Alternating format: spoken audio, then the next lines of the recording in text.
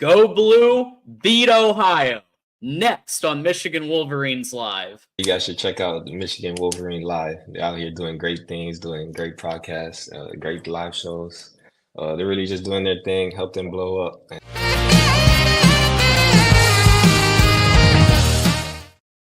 And welcome to another episode of Michigan Wolverines Live, episode 176, today's Tuesday, November 26, 2024. My name's John D'Adamo, and I'm going to be your host for the next hour and a half or so. I want to encourage everybody as you join in, hit that like button, subscribe, share with a friend. It just takes a second to hit that like button. We are broadcasting all kinds of places. We're broadcasting on YouTube. We're broadcasting on the Ohio State channel. We're broadcasting on Twitch. We're broadcasting on X. And now Apple, Spotify, Amazon, iHeart, and Deezer, which I still need to look into what that actually is. Also, as you might know, we have a ton of content to cover today. Ohio State preview, recruiting, Bryce Underwood. Hey, by the way, Bryce Underwood has committed to Michigan, so how about those apples? We've dedicated 17 hours of content in the last couple of days to that, but very exciting. Hit that super chat with your comment or question. And then to help us, as always, with the ever-popular Kenneth Grant tracker as we climb up the ladder to the Miami channel at the Voice of College Football, we got my partner in crime, co-host, TJ Ronan in the house, pulling 17, 18 hours the last couple of days, doing the maize and blue right. And I'm glad you're here. Bro, it's been a hell of a weekend. I think we've done 20 plus hours in live shows. So shout out to the community for making that happen. And, it's great to be a Michigan Wolverine, John. That's all I can say. Absolutely. Doing pretty well over here. Yes. Go Blue. And you see some of our members giving us some love here. Go Blue from Marmar, Nate Mogg, Newber says Go Blue. We got Chris Carter in the house, one of our members. Jason with a very, very strong prediction for the Michigan Wolverines. Love that.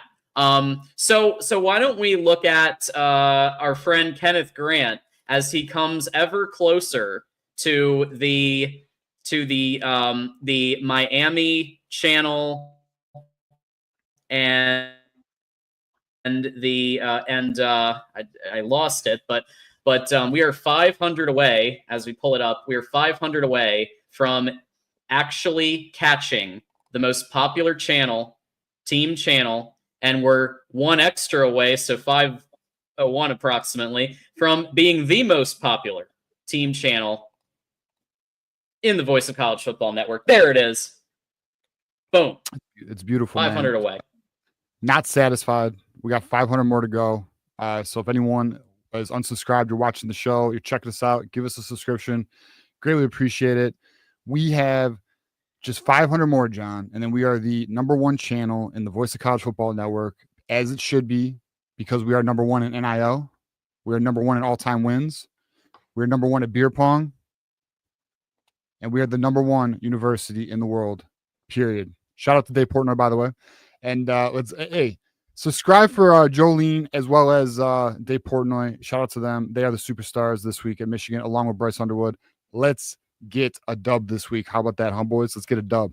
Let's get a dub, and congratulations. So Detective Loki has been stepping up to the plate with memberships in big ways, including my girlfriend. Courtney got a membership, and now today, Donovan has received 33 days of Those Who Stay Will Be Champions membership.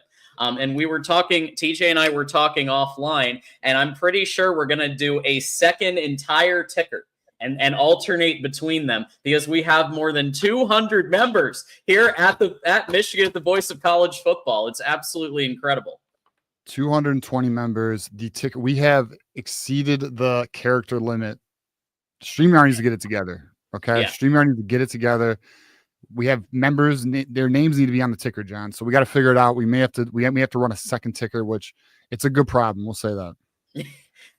Yep. I mean, it's getting to the point where our members only streams on the third Monday of every month are like a regular show. Whereas before it was like 5, 6 people shooting the shit. Now it's like any other show, it feels like. So join into the party. It's a great time on the membership program. And finally, before we bring in JR for the Ohio State preview, we do want to thank our friends at the Win Agency Health Insurance. Okay, so we actually they have created a brand new video in honor of it being Thanksgiving. So let's check that out right now. Hello, fellow Michigan fans. With Thanksgiving around the corner, the team here at Win Agency would like to extend a huge thank you for all your support this season. The voice of college football community has been incredible, and we're thrilled to be part of it. We're especially thankful for TJ, John, and all the fans who have made this community so incredible. Open enrollment is ending soon. Please feel free to reach out to Win Agency for all your health insurance needs. Go Blue!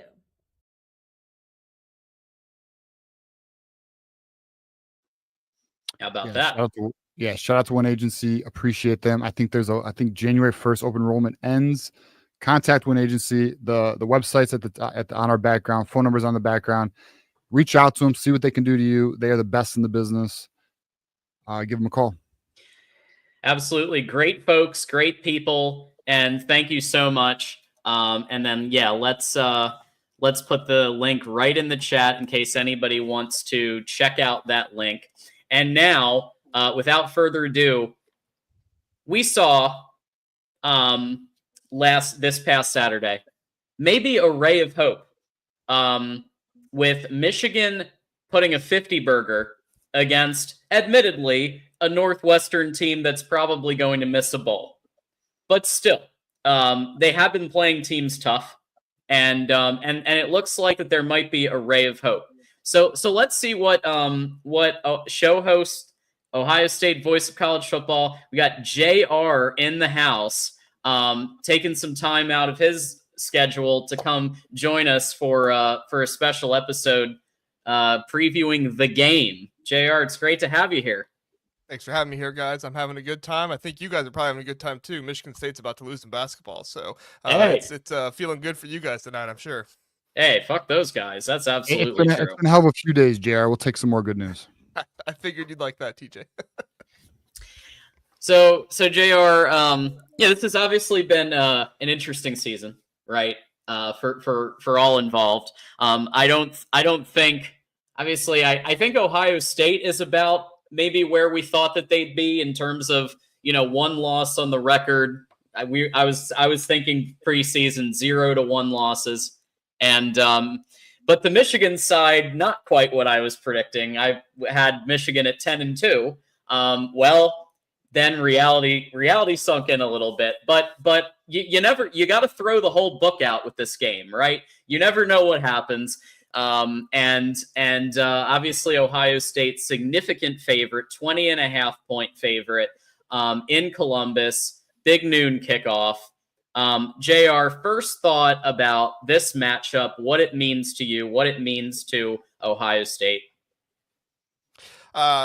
I wish it meant no more noon games because we've played 5 in a row at this point. I'm just like, oh my gosh, like help me out here. Let me watch something when it's dark outside and not when it's light outside. It does help that the skies are gray in November during midday. So it's not. Jared, that's like blasphemy though. So I want a night game too. I think it'd be epic. But like, there's so many people. I don't know how the Ohio State fan base is, but on the Michigan side, it's tradition, JR. You can't move it from noon. Like, how do you feel about that? Is that a strong opinion on the Ohio State side or?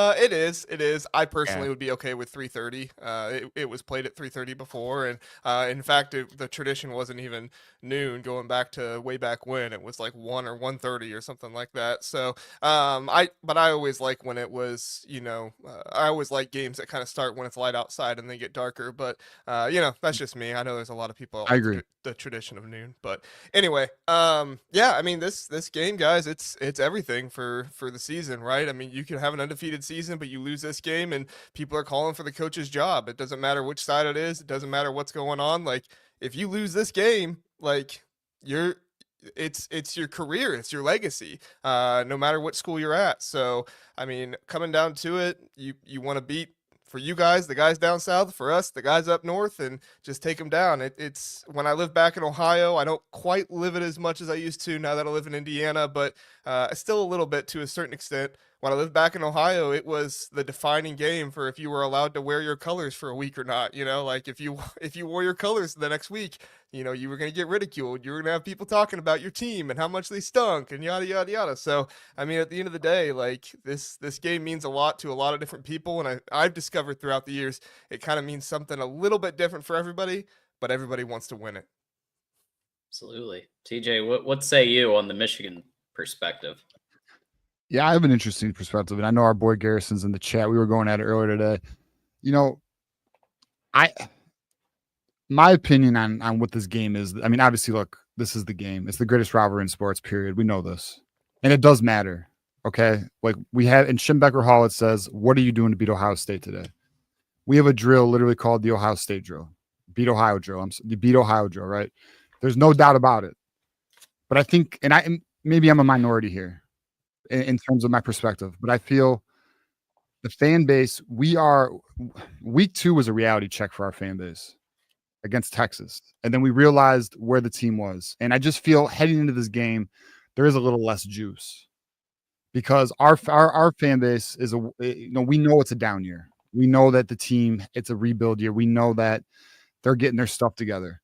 So it doesn't, and we're coming off of a natty, and we just got the Bryce Underwood news. We have so much hope for the future. It doesn't take away from the game, because like I think when me and Garrison were going at it earlier, he kind of felt I was saying that. It's just there's so much good. This game isn't gonna kill me. Like, I'm not gonna be upset about the outcome. Now, granted, I want to win, but I don't need to win. And I know there's probably some Buckeyes who are like, what? Do you feel, JR, you need to see, here's the thing though. And I had a post on my social media about this. When you haven't had water in 3 years, a drop of water is everything. And this win, this Saturday for them is everything. And I just feel like our fan base isn't quite there this year. But it doesn't take away from the game. It's still the game. But I don't know. For me personally, John, Yeah. There's so much good stuff going on right now. I'm just here to observe it, man. I'm here to let it ride, and we'll see where it goes. Yeah, look, I think Michigan's playing with house money, right? Michigan's won the last 3 years, won a national championship, and just secured the #1 recruit in the entire country for 2025, with indications, as we'll tell you later in the show, some more very soon to follow. And so I think that Michigan has the opportunity to do something hilarious. They do, because there is a possibility, and I'm putting it at 10% likely. I think Ohio State's going to win the game. But what I saw with Northwestern is that Michigan finally has the ability. I know it's against a team that is not going to make a bowl, but they've been playing people tough. And the fact of the matter is, like, a 50 burger is a 50 burger. Michigan hasn't had one of those in a while, right? Even against the Cupcakes. So there's hope, but I think it's going to be an uphill battle. And yeah, we start with, as we look at the offense versus defense, which is definitely interesting to look at the NCAA listings on all of these. But obviously, Ohio State's offense has been dealing with some holes, right? McLaughlin goes down at center, replaced by Hinsman. Just some things that they're working on in the line. But you got, JR, you have maybe one of the most explosive wide receivers I've ever seen. Basically, freshman, but still, everybody was like, can he replace Marvin Harrison Jr.? I think that the answer is yes. He's replacing him quite well. But against Michigan's defense, that could be even though Ohio State has the weapons advantage, that line play, what do you think about the line play and overall, but definitely line play? I'm very curious as to your thoughts there. Yeah, I mean, it'll be the toughest test that Ohio State's seen all season.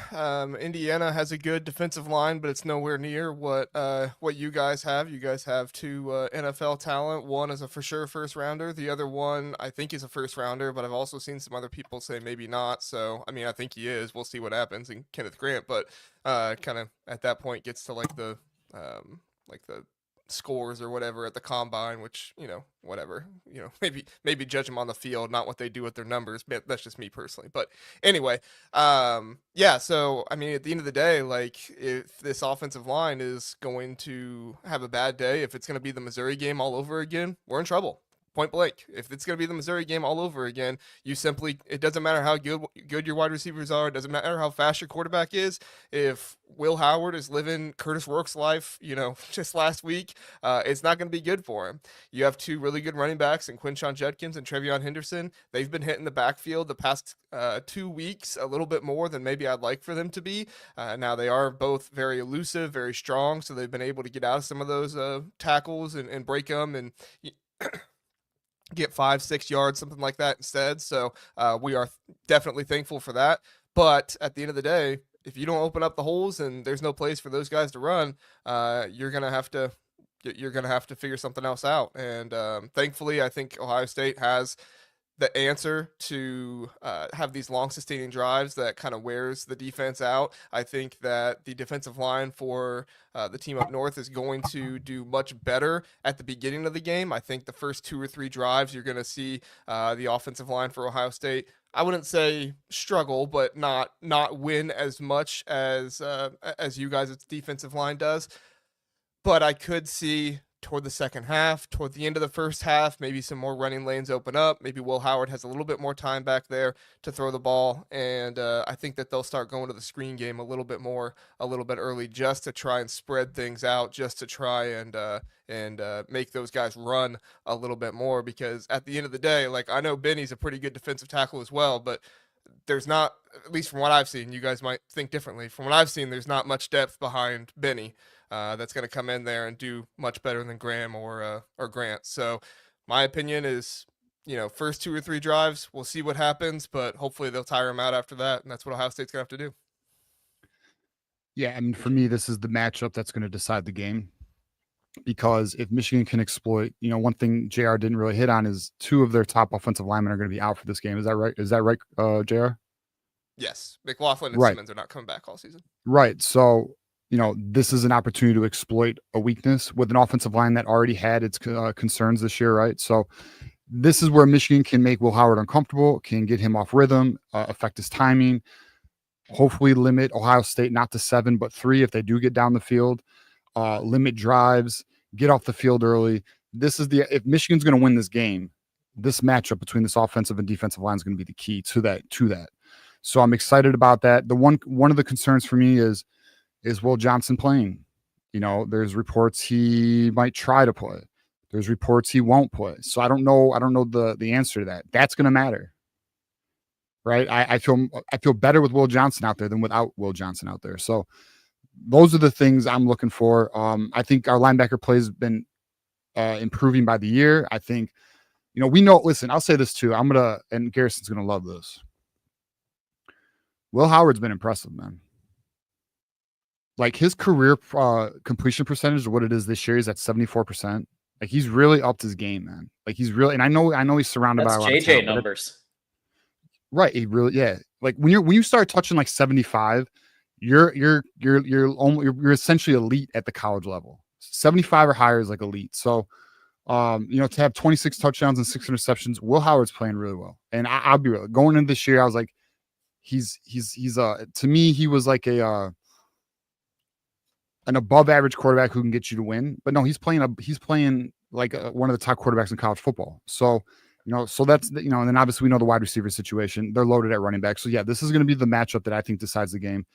We'll see Will Johnson can play. I will say one more thing.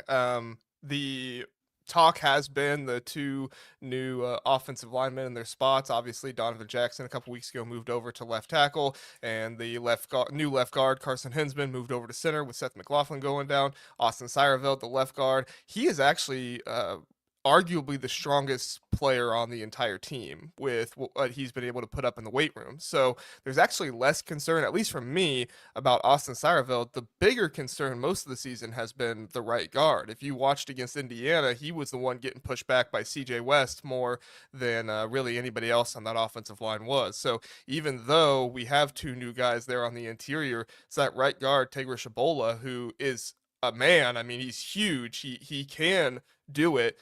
Just every now and then in games, he gets pushed back a little bit too much and, gets put into Quinshawn or Travion's pocket, and they have a hard time running around him. Yeah, absolutely. It's going to be. I mean, TJ, I think you're spot on, because the other matchup is a complete and total mismatch, and so the defense is really going to need to show up. And look, I'm not expecting Will Johnson to play. If he does, obviously, let's all have a freaking parade, because he might literally add an entire interception on his own, and really that could be a difference depending on how the turf toe situation's going. Yeah. I don't expect him to play. I think he's shown quite a bit already against Marvin Harrison Jr., against Adunze, some of the top wide receivers in the world. And he defended against them pretty well. But if he does show up, if he is able with the turf toe situation to get onto that field, that does change the game a little bit. Go ahead. Look at the USC game. Look at the USC game. He's the difference in that victory. Mm-hmm. Absolutely. Yeah, absolutely. And just a couple of super chats real quick. Wolverine Casual says, losing the game last year would have killed me. Oh yeah, it would have killed me too. And it was damn close. Way too close for comfort. That one, that would have been we would not have lived that one down, because the whole Connor thing going up to it, like that was a serious game, man. We had to win that one. Absolutely. And Weekly Wax with the 5, as a Michigan fan living in Ohio. Oh, good Lord. That must be rough. It's like the opposite of Sean Garner. It's like reverse Sean Garner. The overall mood of OSU fans here is confident but extremely nervous. If they lose this somehow, they will implode. I don't know about all that, but I do think Ryan Day feels the pressure a little bit of this game. Let's ask JR. So what is your mood going into this game, man? Yeah. I'm cautiously confident.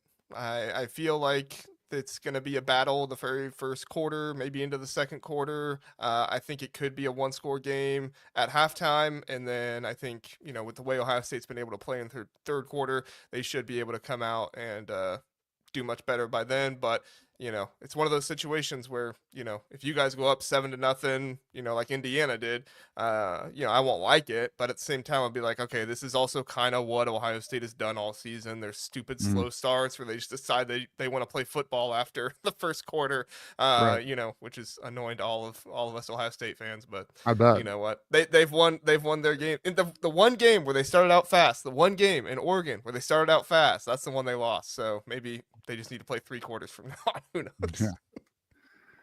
Fair. So let's dive into an incredible mismatch here. So offense, Ohio State offense, Michigan defense, relatively even with some strengths on both sides.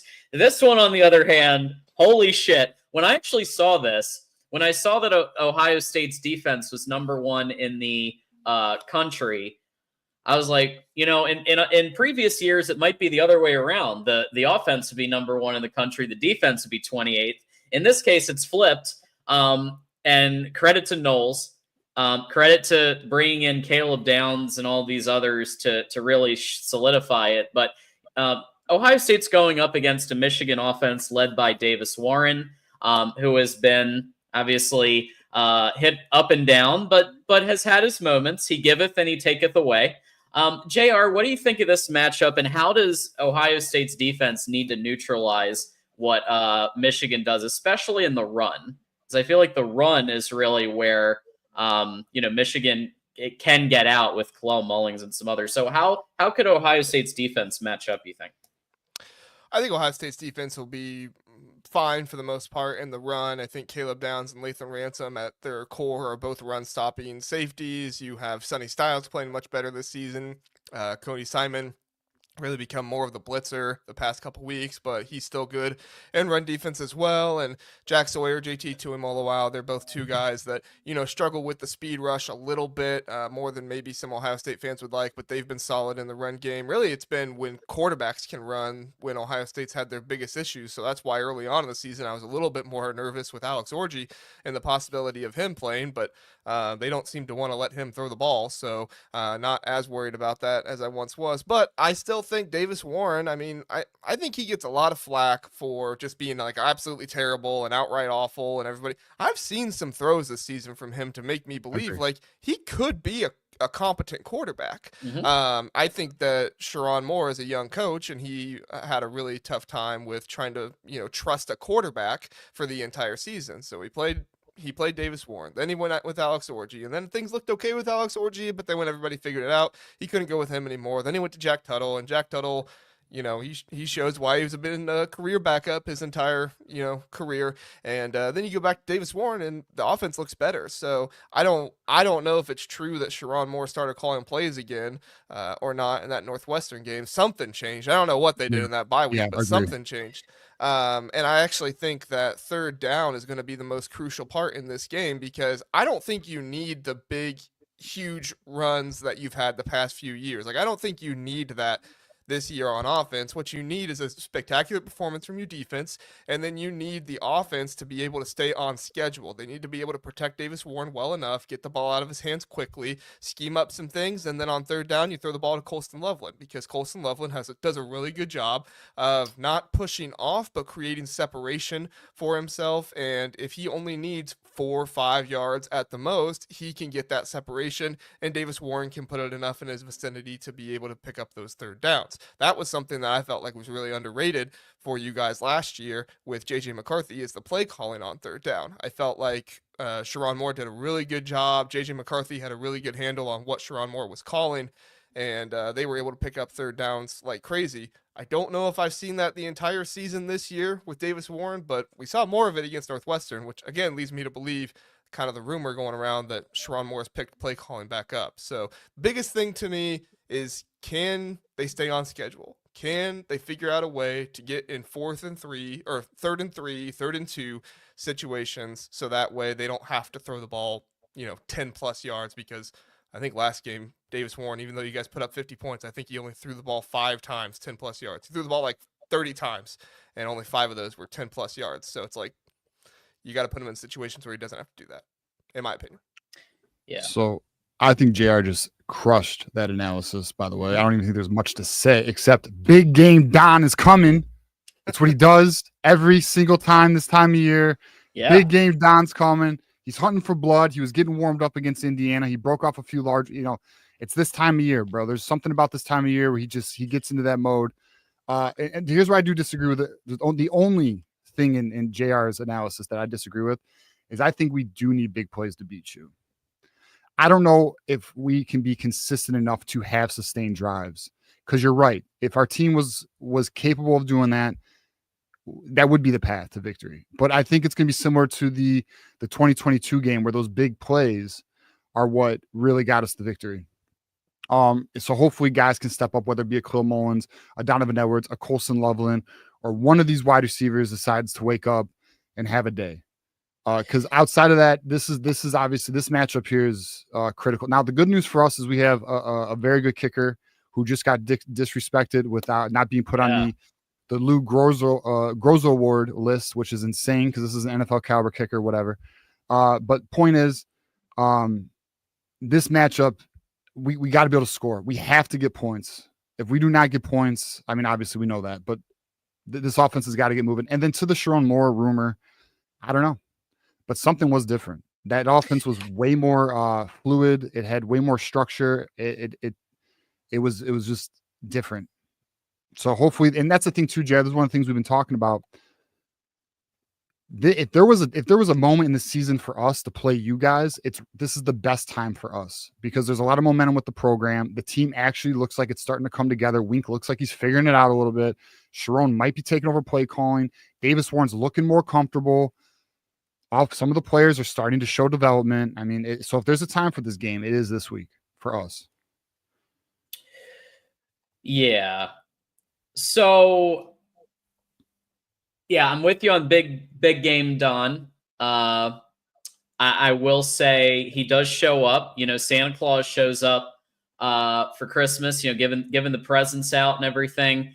And I think that big game Don shows up in November, especially late in November, and in the playoffs.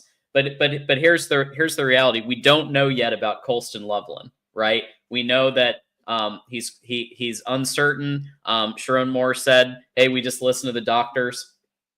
Do I think that he's going to try to play? Yes. F that. Give him a shot of the goods. Give him the Toradol. Give him the Toradol. Give him the Aaron Rodgers juice. It's too important. Yeah. Well, I mean, I would love to see him. And hopefully he's in there because he is a difference maker and the top receiver this year by far as a tight end, which is absolutely crazy. But that's where we're at. So you guys in Penn State, you guys got the same strategy going on offense. Hey, it's just Colston Loveland's not running it out of the shotgun like Tyler Warren is. Yeah. And I will say when we've speculated, is Sharon Moore calling plays? Is he not? I think that there's quite a bit of evidence that he did, right? And what is my evidence? My evidence is that it looked more balanced. It looked like there was more I formation with Bredesen blocking, which is one of Sharon's favorite things to do. You saw it all the time in 23. He did it again. He was also doing things like those concepts to Tyler Morris to get him more involved in the game than he had been. He likes doing the reverses. He likes doing just little things here and there. Pop off the ball over to Tyler Morris, and he had the best game he's had in a while, double his usual productivity. So, is there hope? Of course, there's hope. But yeah, watch out on this one because Ohio State's defense might feast if we're not careful. So keys to the game. So I'm going to ask this. I always ask this to everybody, regardless of who's a dog, who's not, and especially with a rivalry game, you throw the book out, right? Yeah, Ohio State's a 20.5 favorite, but we've seen years where Michigan finds a way, and also vice versa. So anything can happen in this game. JR, what do you think the keys need to be for Ohio State to win at Columbus? Yeah, I think it goes kind of what I was saying with the offense. They got to tire out Kenneth Grant and Mason Graham. They can't allow them to be the run stoppers they are the entire game, whether that's throwing screen passes to get them on the outside more or, having long sustaining drives that keeps them in for the entire game. I would love to see Ohio State run some tempo in this game to keep them in the game when they're moving the ball. I don't know if they'll do that. Ryan Day doesn't seem to want to do that. He wants to only get like 50 or 60 plays a game right now, which is kind of, maddening to me. But I think they need to do that. I think special teams needs to have another big play of some kind in this game just to make everybody feel better and kind of get that juice in the stadium. There were players commenting that the Caleb Downs punt return was the loudest they've ever heard the stadium be. There were fans that were commenting that was the loudest they had ever heard the stadium be. So if there can be something like that, that's going to be imperative for that to happen. And then the blitz packages have to work for Ohio State. They cannot afford to blitz, 8 men and put their DBs out on an island. And then, who was it? Johnson in 2022 where he spins out of it to I don't even remember who that DB was, but he spins out of it and then he takes it 60, 50 yards, however far that was. That kind of stuff was just happening too much. Now, I think that we have much better DBs now than we used to, so I feel more confident in that. But you have to figure out a way. You can't just throw 8 guys in the backfield. You have to figure out a way to blitz guys, but also drop other guys back in coverage so that way you have some safety back there. And it's going to be imperative that Jim Knowles finds a way for that to work. But I think you guys' offensive line is still well coached. I think that it's been kind of a process going throughout the year. So a big thing is, can we get you guys to have to use that silent cadence like we made Indiana do that. If that happens again, I really like Ohio State's chances, especially on defense. I really like them looking for that cue of when the ball is about to be snapped, and then they get into their blitzing formation and go. But if there's a clap or anything like that, it's going to be harder to do that. So we'll see if the fans bring it or not.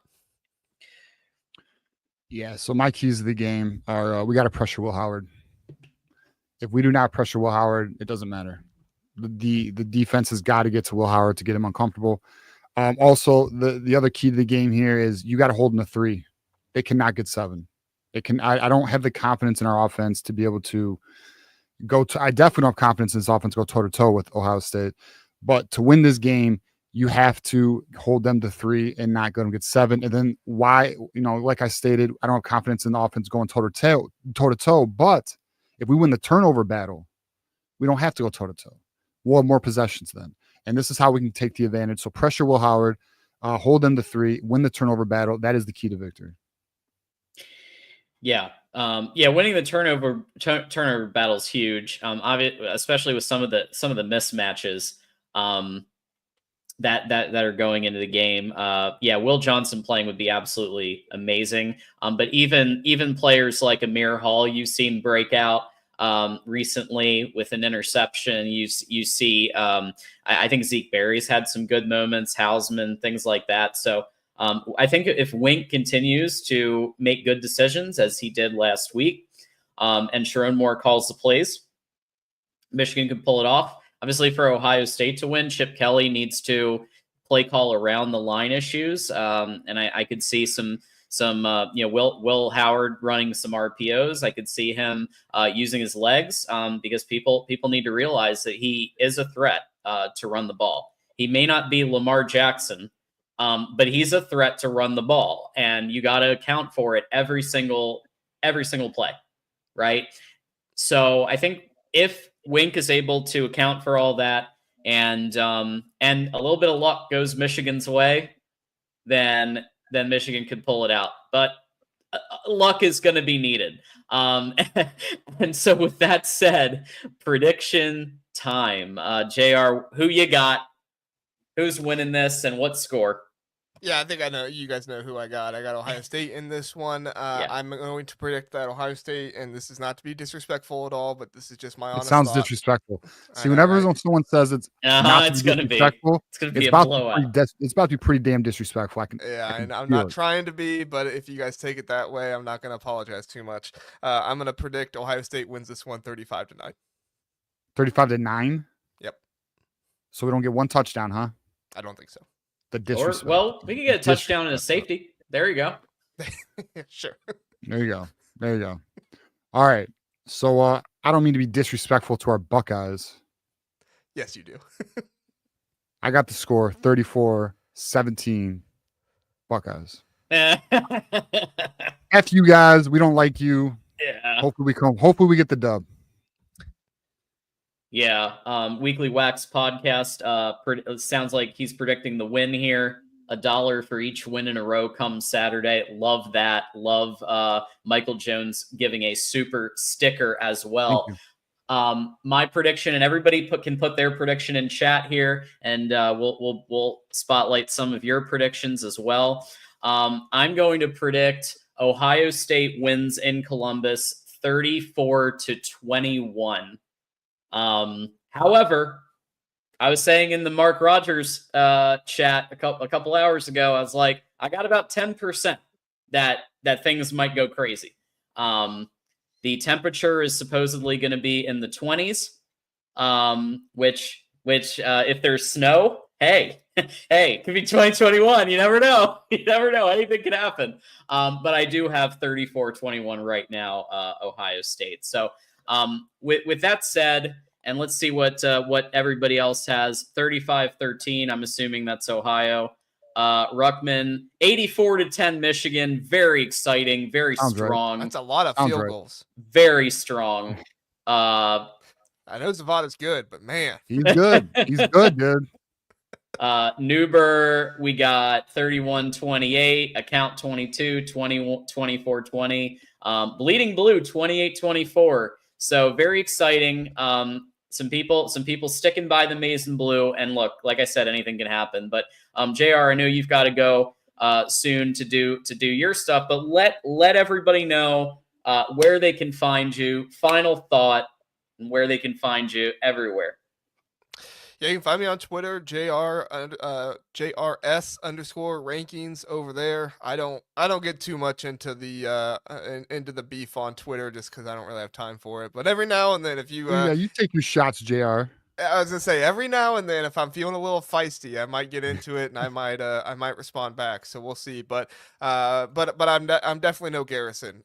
He can wear the crown on that one for sure. Right. Who is? Yeah. You can also find me over on the Ohio State channel, do recruiting videos over there. So if you ever want to find out who I think Ohio State's going to get, sure, come on over. Would love to have you.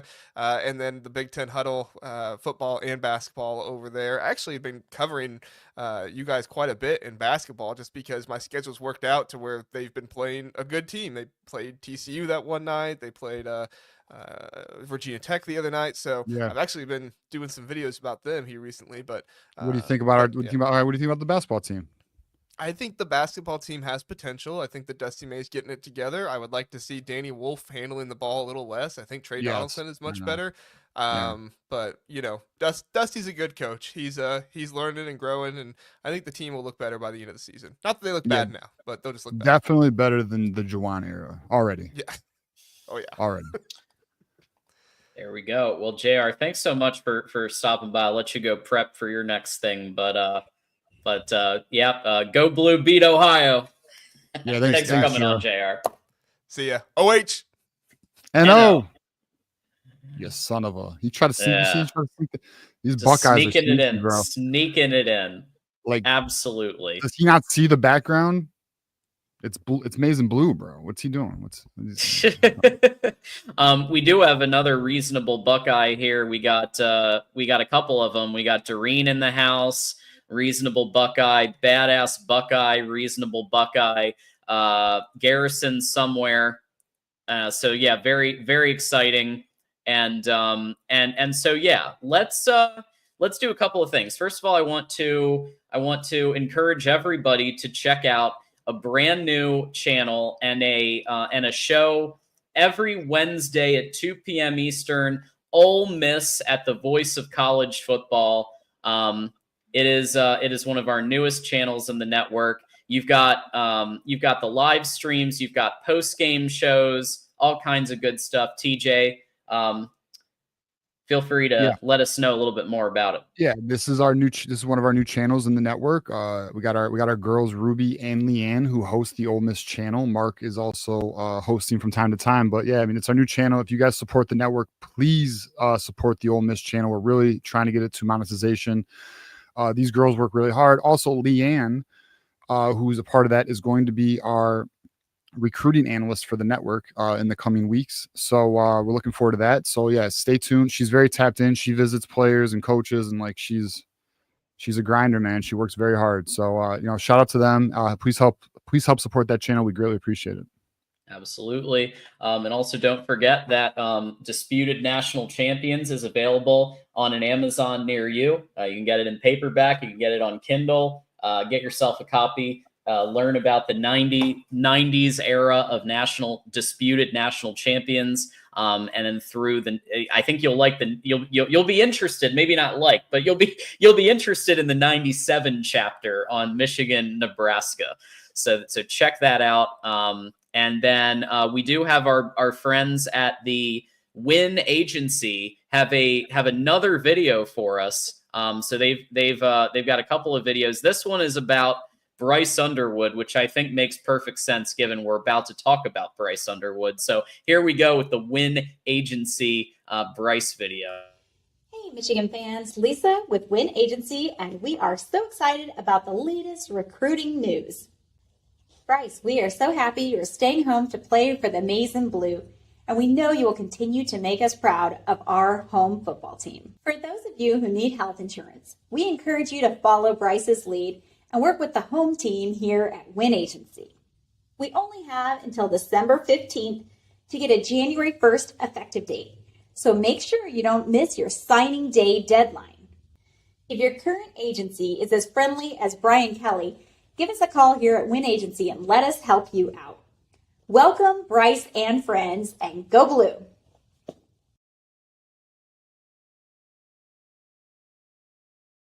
Listen, you don't want a Brian Kelly. You don't want a Brian Kelly agent. Okay. Yeah. You want to go to the Ellison, Dave Portnoy type agents, the winners only. That is the Win Agency. Give them a call, check the website out, get a quote. They listen. Just reach out to them, see what they can do for you. They are the part of the winning team. They bleed maize and blue. Give them a call. Yeah, I love that part. If your agency is as nice as Brian Kelly or as whatever it is, yeah, that's hilarious, and they're great, and they do a great job, and I love the theme videos, as things transpire. Very fun. And so speaking of Bryce, this is the first show since Bryce Underwood, #1 quarterback, #1 overall recruit, has decided that he's taking his talents to Ann Arbor, Michigan, for his college journey. So TJ, you've been talking about this for the better part of 17 hours on a couple of shows, but I will say, because I haven't had as much opportunity, so I'll just say that this is, like I said on when I stopped by Thursday after my networking event. In my suit, ran over to join the party. Monumental tectonic shift that this is going to cause, not just for himself, but for the recruits to follow, which we will cover. But from 2 years ago to now, what we've seen in NIL is incredible. We just recently received so Dave Portnoy recently talked about how he united with the Ellisons to help acquire Bryce Underwood, to pitch him on everything that Barstool could do. And then, of course, the Ellisons with their resources, both financial and intellectual resources that they're providing. So before we play the clip, any initial points on the Dave Portnoy and Ellisons of it all? I mean, it's just here's what's beautiful, John. Anyone who's watched our show since the end of September, when we started telling you about the organization, the ambition, and the motivation of the donors, we were telling you guys this at the end of the end of September, and it is finally becoming transparent. You can see it; it's public. With Portnoy shared today, which we'll play the video here. It just sheds light on what is occurring behind the scenes in Michigan. The things that we were talking about, you're starting to see it come to light. In Michigan, and like we told you, Michigan is not effing around. They have a national championship standard. We saw Jolene's quote today, essentially saying, "I don't need credit. I want to stack national championships." Was probably one of the hardest quotes ever made in life. Like, just mad respect. And Portnoy is 100% on that as well. And then there's other donors like Lucy Gao and others who are also putting money into this. Like, Michigan's in a great position, and I got some people on X, like, where's the commits? With, like, just patience, guys. I can assure you it's coming. I can assure you that Michigan's going to be in a great spot, not only for the 25 class, the portal, and 26. Like, just enjoy the ride, okay? And enjoy the video, because this is a hell of, if you have not seen this video, I know it's circulated on social media today. If you have not seen this video yet, it is about as hype as it gets. Absolutely. Here we go. It was trending worldwide when it happened, I think all the way up to 9. Everyone's like, oh my God, Dave got Michigan, Bryce Underwood, and all stemmed from the pick'em. When we were just talking, I said, I'm going to go get us a quarterback, and I'll put my own money, $2 to $3 million into this thing, and I'll make sure we have a quarterback, and this will never happen again. That started the ball rolling on what will be known forever as the Renaissance of Michigan. I got a call from the Michigan football team, right? And they said, hey, there's this donor who wants to talk to you. I said, I'm doing this myself. I don't need to talk to anybody. They said, please. This woman's a big fan of Barstool, big fan of you. She'd love to talk to you. Her name is Jolene. Like, all right, yeah, listen, I'm working on quarterback. I'm studying the field. What are we going to do? They said, oh, her husband, by the way, is a guy by the name of Larry Ellison. You ever heard of him? I said, Larry Ellison, the number 2 richest guy on the planet? Yeah, I'll take that phone call. That night, we're on a Zoom. Me, Jolin, Larry Ellison. And we're talking, and I'm like, Larry, where'd you go to school? Oh, Illinois. Well, all right. Jolin, what about you? Michigan. Interesting. When'd you go to school? I believe she said the guy who didn't wear headsets. Brady Hoke. That era. Brady Hoke era. And she said, I never want to live that era again. We're the national champs. I have 2 kids. I can't stomach waking up on a Saturday knowing that we're not the best team on the field. I said, I'm with you. What do we have to do? What do we have to do? I know what we'll do. Let's set up a call tomorrow night with Bryce Underwood and his parents. And we talked and we pitched Bryce. I said, listen, first of all, Barstool and the marketing, but more importantly, Larry Ellison and Joel, and nobody can match this. This guy's a legend. And we pitched, but oh boy, Michigan's back. And I didn't know how it would come about or the role I would play. But Jolin, on that first phone call, she's like, I needed somebody to step up from Michigan and show that they cared as much as I did. And then it was like the mega powers uniting. Listen, and I knew it. I texted Joel and I go, I'm like, it was before it was really known. It's like, I'm getting all this credit. I'm a little uneasy. She goes, I don't need the credit. I need national championships. I need to stack them. By the way, Black Friday, we have a Bryce Underwood Barstool collab coming out in the store with him. Proceeds going to Bryce Underwood. So be on the lookout for that. Boom, baby. What's up? And then if you watch the longer clip, so there's a longer clip to that video, John, where it's about 9 minutes. And essentially Portnoy talks about how the money they got unlimited funds. They are going after all the 5 stars. They are going after all the top players. They don't give a shit, bro. Like they're on some reckless stuff. And what's hilarious, and I know if anyone is paying attention to some of these message boards in terms of, and what I mean by some of these message boards, I mean the LSU message boards, the Alabama message boards, these Southern schools are like, oh, NIL is a problem. We need to do something about this. Nah, suck it. Enjoy the L's. We're coming to take all of your recruits. We don't give a shit. And if you watch how Michigan is moving, which we're going to get into it, John, they are attacking all their top targets right now. Now, the one thing is there's only a week to do this. National Signing Day is next week. So there's a lot of things that need to happen. And one of the other things I want to stress is patience. Like just, they're not just going to announce things. There's going to be in my opinion, a strategic approach to some announcements for momentum purposes. Also, you got to understand they have 1 week to do this. A lot of the agents of these players are not in a rush. Like they have a week. Why do it today? Why do it tomorrow? You know what I mean? Like they're gonna weigh out their options. Okay, because deadlines create urgency. And that's what the agents are going to try to capitalize on, especially when you start messing with these top players like this magnitude. So just have a little patience here, guys. I'm sure by our next Tuesday show, which, by the way, our next Tuesday show, John, is the day before National Signing Day. We should have a bunch of news for you guys. Very exciting, and I love the kind of step by step that he goes into of like, oh well, I want to do this on my own. But it's Larry Ellison who's worth $230 billion. Okay, I'll do that. I'll be part of that. Yeah. I'll take that phone call. Yeah. And hey, so Larry, how we doing? Yeah. So they did a Zoom. I love that they did a Zoom with Bryce. And I mean, imagine he's sitting there. And and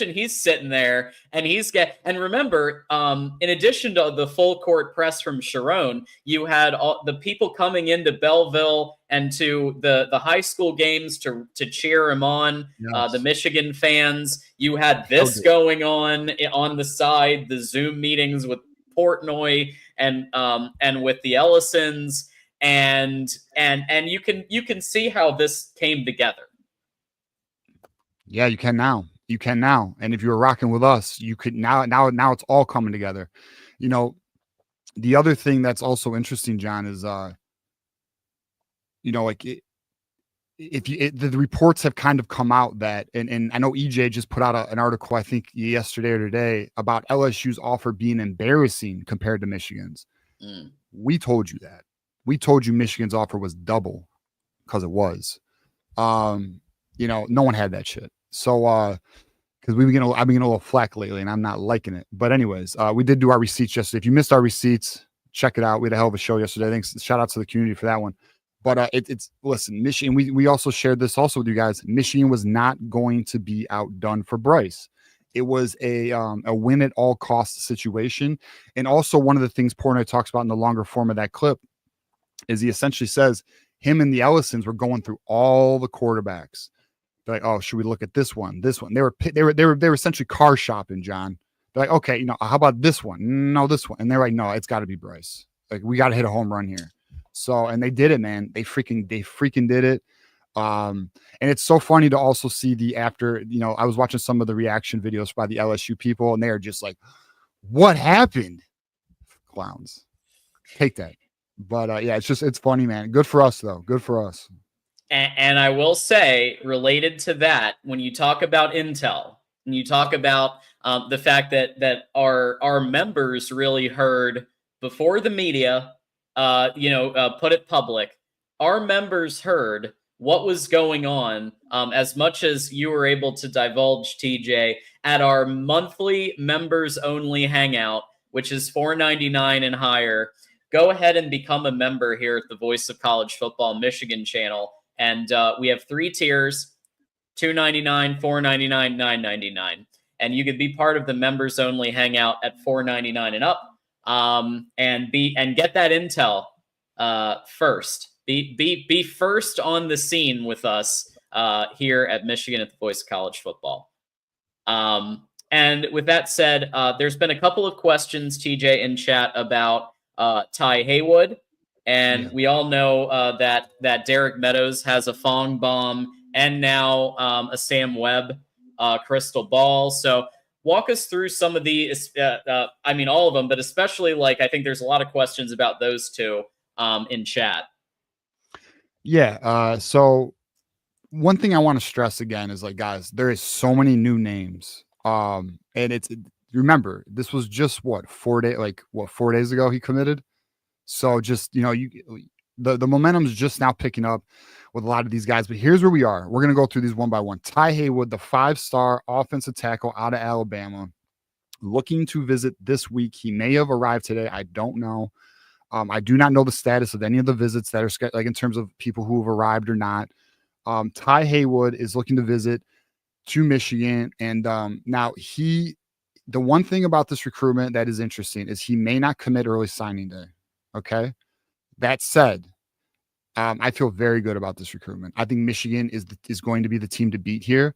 I think he really likes the idea of playing with Babalola and Underwood. I think he likes the idea of playing for Sharon Moore.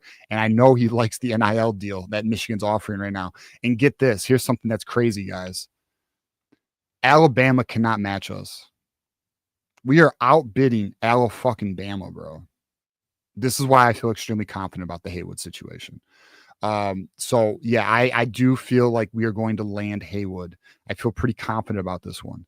And this is why you have the Alabama fan base now saying NIL is a problem when they've been doing it for 40 plus years, bro. And they weren't complaining when Saban was getting all the players, right? Hilarious, bro. And on to our next player. So that's why I'm on Haywood, looking good. Our next player, Derek Meadows. Interesting development. There's 2 developments here that are very interesting. One, Alabama's pushing here, which is very interesting. That's a new name to the table. The other interesting development is apparently LSU's working to try and get him to visit this weekend. We'll see if that happens. That said, I feel good about Michigan. I have felt good about Michigan. I think there's reason for optimism for Michigan. I believe Meadows really wants to play with. Actually, I know Meadows wants to play with Underwood. And not only that, Crowell, the former head coach of Belleville, is actually one of Meadows' mentors and people of guidance yeah, there's a lot of connections here. There's a lot of smoke here. I also feel confident Meadows will be in the class for Michigan. So it's looking good there. The LSU visit's interesting, but I don't know, man. I don't know how if he goes, he doesn't go. I don't know, but like I don't know how they're gonna pull it off. We're gonna have to see. It's something we're gonna have to watch. Recruiting's wild, and like another thing, guys, when you start recruiting these high level players like this, ask Ohio State because they're going through it right now. They're losing players left and right now. You know this. We've talked. All it takes is a phone call. So we'll see though. I do have reason for optimism for Derek Meadows. It's looking good in my opinion. The next player that we have on here is Jerome Miles. And this is the name that I haven't really talked about a lot. Michigan's kicking tires here. There appears to be some reciprocated dialogue. We'll see where this goes. This is another player Michigan would love to have. We'll see where this goes, though. I would say this one's a bit sensitive because obviously he's committed to USC, and USC is starting to rally, and we're going to talk about that with Jakeem Stewart, which I know everyone's really looking forward to that. But yeah, so very interesting there. We'll see where that one goes. The next one's Quincy Porter. This one's also very interesting. You can see Michigan is trying to load up the offense and give Bryce as many weapons as possible and a portal quarterback that we actually, John, I didn't have on our list, but we should guess. It appears to me like there's going to be a high likelihood that we're getting a portal quarterback, and that portal quarterback I feel is, if you had to ask me today, I think it's going to be Miller Moss. We'll see though on that. To be determined, I suppose. We'll see if anything else shakes from there. And the portal's not. I think December 14th is when the portal opens up, so we'll have more info as it comes. But you can tell right now Michigan is trying to load up these skill positions. You have Derek Meadows, you have Jerome Miles, you have Quincy Porter. And for those who have been following recruiting or been watching us, Quincy Porter was somebody Michigan was heavily. There was even a moment where people thought Michigan led for Quincy Porter, but he did commit to Ohio State, and then he was going to go on a visit to Michigan. But Ryan Day literally, rumor has it, threatened his scholarship if he was to go on that visit. So he actually canceled his visit, and he did it like the day before the visit too. Ryan Day threatened that, and that's recruiting. It's a dirty game. It is what it is though. So Michigan's poking around right now, seeing if they can do anything about it. The next player we're going to hit on, John, is Isaiah Gibson. This is the number one edge in the nation, 5-star. This is the Georgia commit from Georgia that all the Georgia fans are saying, you're not pulling a dog out of Georgia. Well, guess what? Larry Ellison and Joe Lynn and Dave Portnoy don't give a fuck, bro. They're going to try and pull a dog out of Georgia, and there's currently discussions and dialogue with Isaiah Gibson. We'll see where this goes. It's a very interesting recruitment. I'll tell you this right now. If they are able to pull this off, hide your kids, hide your wife. Michigan's taking everybody. Taking everybody. I'm like, this is like all Madden difficulty. Okay, we're on some all Madden difficulty. We're trying to pull some crazy shit right now. This is like legendary Halo difficulty. You know what I'm saying? So like, Michigan does not care. Like they don't care who's like, they're going after everybody's girl, bro. Hey, they're calling Sharon Mr. Steal Your quarterback. So yeah, anything's possible. Top tier reference, by the way. I like that. Yeah. So then we got Javion Hilson. This is the Coca, Florida Brady Hart teammate edge. I think he's the number 3 edge in the nation, something along those lines. Definitely ranked number 42 in the nation. He visited this weekend, John. And from my understanding, that visit went great. Okay. This is another one where I feel very good about Michigan's position here, and I'm pretty optimistic about where it's trending. I think Javion Hilson is looking to be a maize and blue Michigan Wolverine, bro. I really do. And this would be a very nice get for Michigan. You already have Julius Howie at the edge position. You had Javion Hilson. That's an excellent one too. And listen, we already talked about Michigan still swinging for some of these other edges, and we're going to talk about another edge right here, Damian Shanklin. This is the other edge that news broke, I think, by Rivals. Was it like a day or two ago that they've reached out to him to just gauge interest? We'll see on that. I do think Michigan has other guys higher on the board than Shanklin. Obviously Gibson, Hilson. I think those guys are kind of higher priorities. I also think Mathis is a higher priority, the former Ohio State decommit, who is another player we're going to hit on next. So yeah, I think it's interesting though. And it goes to show you can see right now, if you look at this, they're targeting wide receivers, they're targeting edge guys, they're targeting defensive line. It's very interesting. In offensive line, we know this with the Haywood. So we'll see what they do with it. And we're going to hit on here, John, Zaire Mathis. This is the Ohio State decommit. The other thing that's also very interesting that I think plays into Michigan's favor is he is not going to make a decision till February. That gives Michigan a lot of time to get him on campus. And from my understanding, they are very interested in Zaire Mathis. So we'll see what they do here. Would be a hell of a victory over Ohio State if they're able to pull this off. It's going to be very exciting to see where this goes. Out of all the players we listed here, John, and if you were able to like catch what I was saying, there's 3 of them I feel really good about. The rest we're going to have to let play out and let time occur. We're going to find out, obviously, within 1 week, John, the outcome or the result of these recruitments.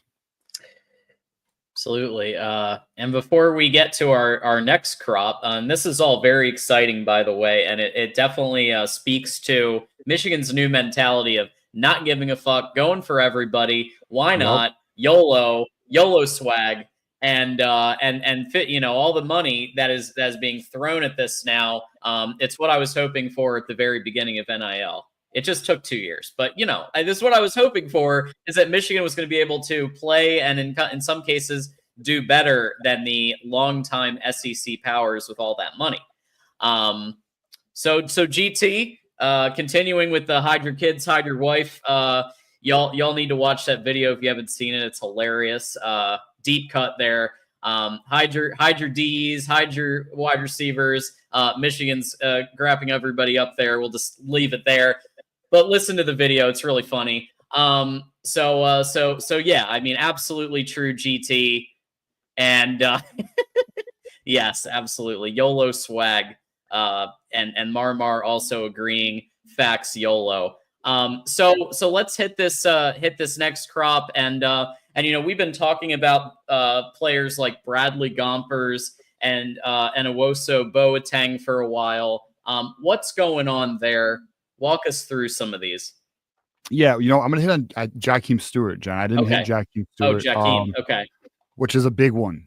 It's a big one for everybody because the reason why it's so big is because last night, I believe, Rivals predicted Jakeem Stewart to go to USC. And then today, the closer, Will Fong, put in a Fong bomb for Jakeem Stewart to go to USC. And the thing that's interesting here is Michigan is pushing for a visit this week for him. We watched, so anyone who, again, watched the Receipts show we did yesterday, Jakeem Stewart was essentially a player that we all unanimously said is a must get for Michigan because this dude is a savage on the field. He's incredibly good. So we'll see if Michigan can counter. Just because their crystal ball doesn't mean it's over. But here's what matters. He has to visit to Michigan. If he does not come to visit to Michigan, it's not going to matter. The other thing that's pretty critical here and very interesting, as great as Michigan's NIL is, and as much as I'm thinking of the Portnoy video because there's more to it that's just hilarious. But like Michigan, Portnoy is essentially saying we're buying everybody, we don't give a shit. But USC has an incredibly strong NIL offer. It's not just financial either. It's kind of like the thing about Jakeem Stewart is he plays on the Thanos character. He likes Thanos. Well, guess who's working with USC on his NIL deal? Who's that? Marvel? Wow. Yes. How about that? That is why you see these crystal balls, because the NIL deal is so unique and also very aggressive. That's why you're seeing these NIL pitches or these crystal balls from not only Rivals but On3, Steve Wolfong. So Michigan, we are going now. This is another one, just like the one I talked about with you guys, where we were going to see what happens with Isaiah Gibson. Are they able to pull a dog out of Georgia? Well, if you're able to get this kid from USC after the pitch they're giving him, who he loves Thanos, and it's not just it's the Marvel branding and all that stuff. If you're able to pull Jakeem Stewart, shoot. then it don't matter. So we'll find out. I mean, is it possible? Does Michigan have a ton of NIL that they're going to be able to get a lot of the players they want? Yes, but are you going to get absolutely every target? You win some, you lose some, man. And we'll find out if this is one of the ones we lose. We'll find out. And then our boy Juju says north of $5 million in terms of this NIL package. Yeah, that is the number that appears to be circulating right now. It is a $5 million NIL offer to Jakeem Stewart. It's a heavy hitter. So we'll see where it goes. And if he does not make the visit to Michigan, it's done. If he makes it to Michigan, we'll see if Michigan can swing it. $5 million had to do it. Exactly, bro. And then so our next prospect here is Bradley Gompers, a personal favorite for me. Michigan tried to get him to visit this weekend. It didn't happen. I think he might have had like a practice or a playoff, something to do with that. It didn't quite happen. They're going to see if they can get him to visit. Kiyoki, shout out Kiyoki, our boy. Kiyoki's here. Hey, shout out to Micah. Hell yeah, man. And then so we're going to see if Bradley Gompers comes to visit Michigan this week or Sunday. So just a heads up, the visit period for Michigan this until signing day is going to be the rest of this week. Obviously, they have a road game, Ohio State. That won't be a visiting day, but Sunday is. And Sunday is going to be the last day before the dead period before National Signing Day. Michigan needs to be closing. We'll see what players visit. Now, we won't have a show until Saturday, so maybe we'll have some updates for you guys on Saturday. Hopefully after an Ohio State or a Michigan victory over Ohio State, we'll see what the boys can do. But I do think Bradley Gompers likes Michigan. I know Penn State's trying to push here. He is committed to Duke. We'll find out where it goes. If I had to, so I am leaning Michigan here. I'm leaning Michigan. I think Michigan can pull it off. We'll see, though. Our next player is a personal favorite for our boy Moose, and it is Owasu Boateng. Moose might actually die a happy man if we land a Owasu Boateng. He might not be able to watch Underwood next year, but he would die a happy man. Owasu Boateng is another savage. Both him and Gompers are dogs, no doubt about it. Owasu Boateng's taken his recruitment all the way to National Signing Day on the 4th. It is definitely a Michigan-Colorado battle. Notre Dame's out of the picture, which is good for us. But Colorado's doing their best to make a move here. I also am leaning Michigan right now. I think Michigan can close on both Gompers and Owasu Boateng, which would be just epic. That'd be just so strong for that linebacker room with a Chase Taylor. Yeah, I like that a lot. We'll see where it goes, though. We have a week, and I'm going to tell you guys, and if anyone's followed our show and you've watched the Owasu Boateng recruitment, he loves the process, man. He really loves he's one of the kids who just enjoys every minute of it, and he's going to use it to his advantage.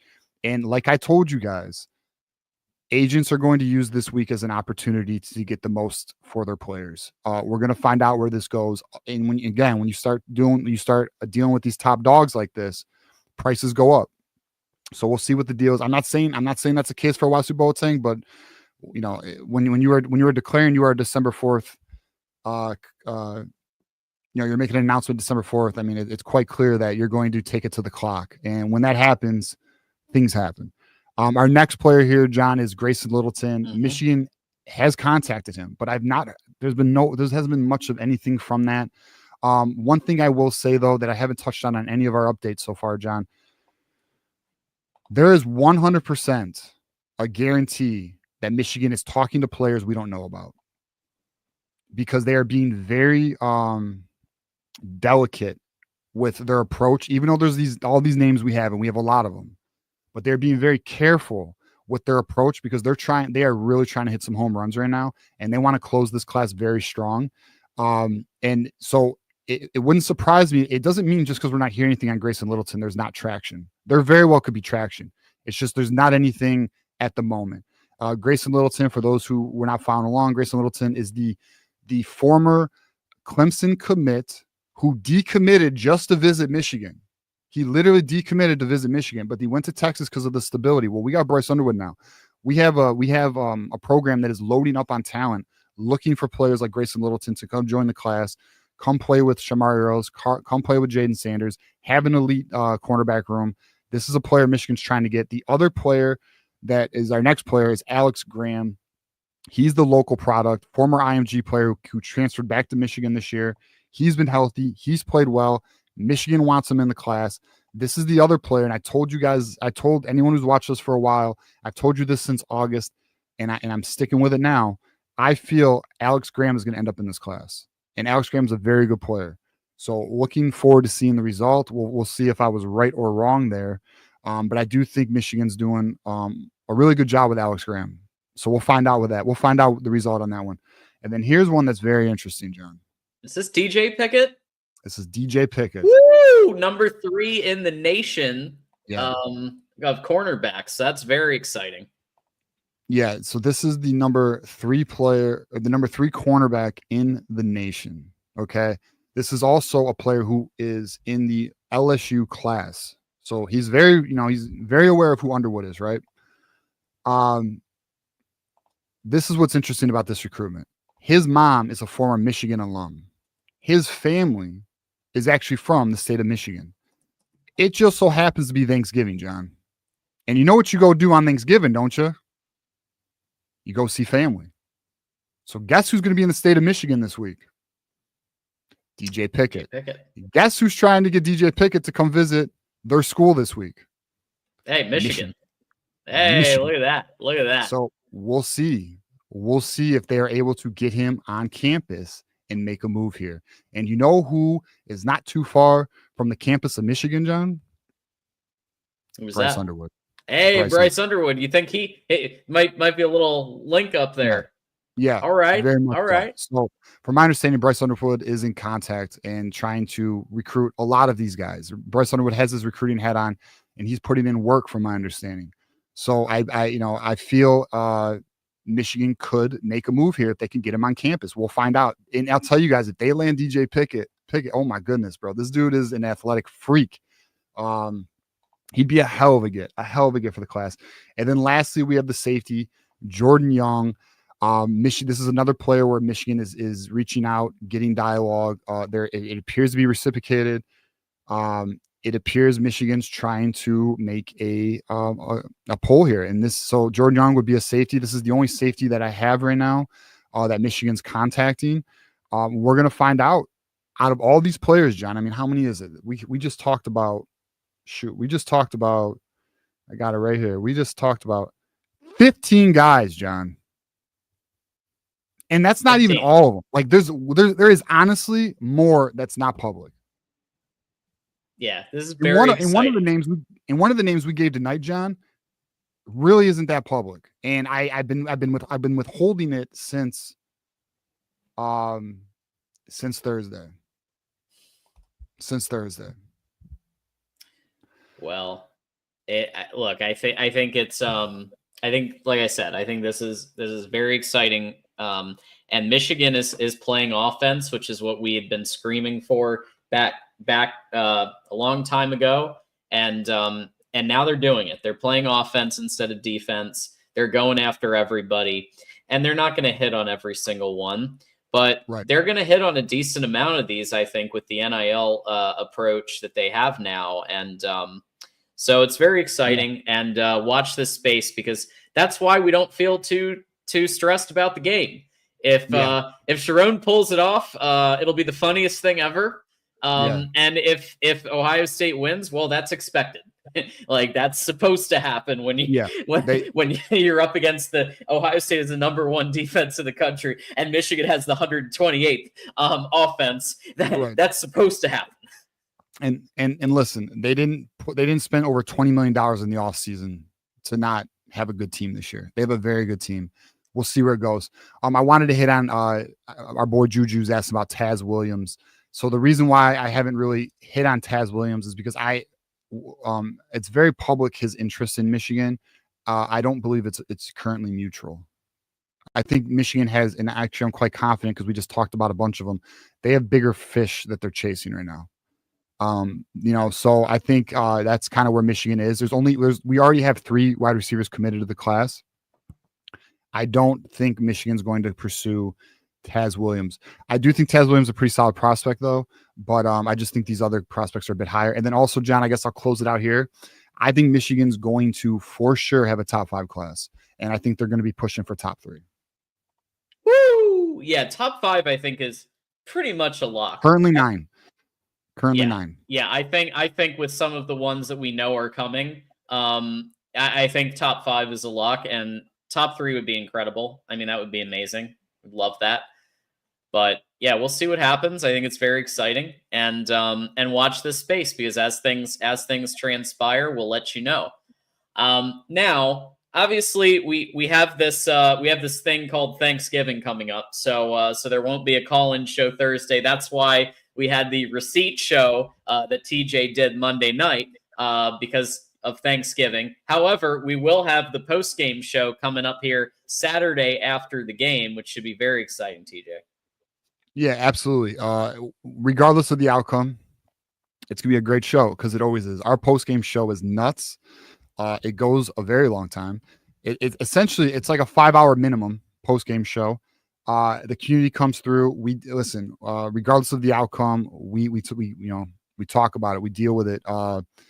And listen, if it turns into, if we get a positive result, it's gonna be a hell of a show. If it's not a positive result, well, guess what? We got signing day to talk about. We got a bowl game to talk about, which, by the way, it's pretty interesting. Did you see, give an update on that, John? Did you see the bowl game they're now projecting us to? Which one is it now? So apparently Music City Bowl wants to get Nebraska. Okay. Because they think Nebraska is going to be a better poll. Wow. Crazy. So now the bowl that apparently is going to be has interest in Michigan is the Pinstripe Bowl. Oh, fun. Yeah. Yeah. So we'll see where that goes. We'll see what happens. But yeah, the post-game show, John, should be pretty epic. Plus, it's our last one of the regular season. Let's have a fucking show, bro. Now, For here's real. my question. Would that change in the unlikely would. event Yes, it would. that Michigan beats Ohio State? 100% it would. Yeah, because we would. We get into a higher caliber bowl for sure. So anything's possible. Hey, you never know. Hey, in the multiverse, it's happening somewhere. That's right. There's at least one possibility out there among many that Michigan beats Ohio, and I think it's more than one out of the millions. So a little bit more than in Avengers. I agree. We also do want to remind everybody that the college football show with Mark Rogers also is Thursday, Friday, Saturday post game, and Sunday 11 a.m. Eastern. I don't know if that'll be abridged for the Thanksgiving holiday or not, but that is your standard schedule for the voice of the Mark Rogers Voice of College Football main show. And with all that said, we are at our kind of wrap up point here. I do want to obviously thank everybody for being part of this show in any way that you are, whether it's commenting, whether it's liking, whether it's subscribing. Hit that like button if you haven't. There's a crap load of people in here. Hit that like button if you haven't. It just takes a second, catapults this thing. But yeah, really appreciate everybody for whatever you did. Contributions, likes, anything. We have, like we always say, we have one of the best communities in Michigan football, period. Working on the GoFundMe, obviously with Kinetic. That was dope. That was absolutely dope. That Kinetic's GoFundMe went nuts because of our community. So that's what we're doing here, man. That's what we're doing.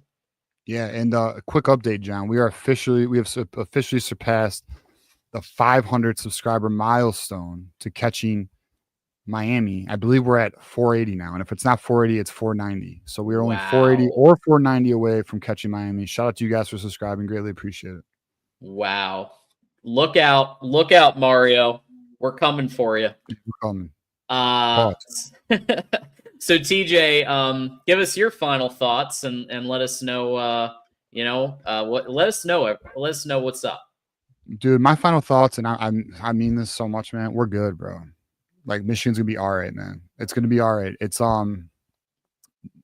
like if the Portnoy video today did not give you the confidence that the program is in a health, like even Portnoy himself said, like he is so confident about this program and its direction. You know, it's going to be in a great spot. Now I know there's some things on the horizon, like coaching, things like that. I will say this though, I will give an update. So I was talking about an offensive coordinator name I was hearing. I'm now hearing a new name.